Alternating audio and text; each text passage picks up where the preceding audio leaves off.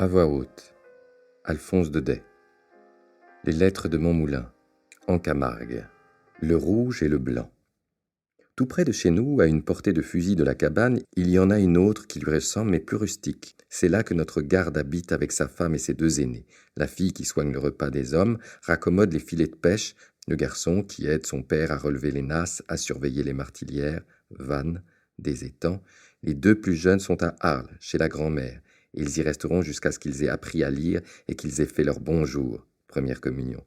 Car ici, on est trop loin de l'église et de l'école. Et puis, l'air de la Camargue ne vaudrait rien pour ces petits. Le fait est que, l'été venu, quand les marais sont à sec, et que la vase blanche des roubines se crevasse à la grande chaleur, l'île n'est vraiment pas habitable.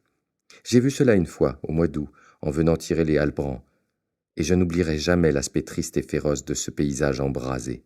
De place en place, les étangs fumaient au soleil comme d'immenses cuves, gardant tout au fond un reste de vie qui s'agitait, un grouillement de salamandres, d'araignées, de mouches d'eau, cherchant des coins humides.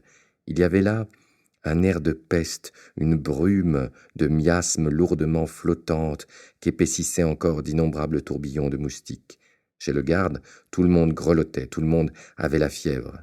Et c'était pitié de voir les visages jeunes tirés, les yeux cerclés trop grands de ces malheureux condamnés à se traîner pendant 3 mois, tout ce plein soleil inexorable qui brûle les fiévreux sans les réchauffer. Triste et pénible vie que celle de garde-chasse en Camargue. Encore, celui-là a sa femme et ses enfants près de lui, mais à 2 lieues plus loin, dans le marécage, demeure un gardien de chevaux qui, lui, vit absolument seul, d'un bout de l'année à l'autre, et mène une véritable existence de Robinson.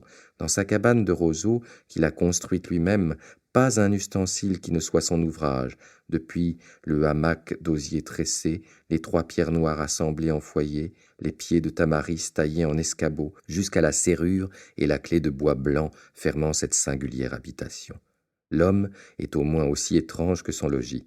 C'est une espèce de philosophe silencieux, comme les solitaires, abritant sa méfiance de paysan sous d'épais sourcils en broussailles. Quand il n'est pas dans le pâturage, on le trouve assis devant sa porte, déchiffrant lentement, avec une application enfantine et touchante, une de ces petites brochures roses, bleues ou jaunes qui entourent les fioles pharmaceutiques dont il se sert pour ses chevaux. Le pauvre diable n'a pas d'autre distraction que la lecture, ni d'autres livres que cela. Quoique voisins de cabane, notre garde et lui ne se voient pas. Ils évitent même de se rencontrer. Un jour que je demandai au Roudeiro la raison de cette antipathie, il me répondit d'un air grave. « C'est à cause des opinions.